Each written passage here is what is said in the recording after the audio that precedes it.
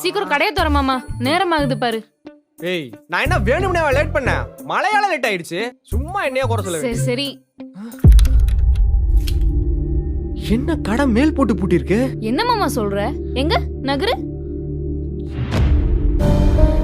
ஆமா மாமா, நம்ம பூட்டுக்கு மேல பூட்டி இருக்கு. யார் பூட்டி இருப்பா? யாராச்சும் நம்ம கிட்ட விளையாடுறாங்களா என்ன? இன்னைக்கு உனக்கு நேரம் சரியில்லைன்னு நினைக்கிறேன். கொஞ்சம் நவுரு. மாமா மாமா என்ன பண்ற மாமா? இர்ரி. ஐயோ மாமா, பாத்து மாமா.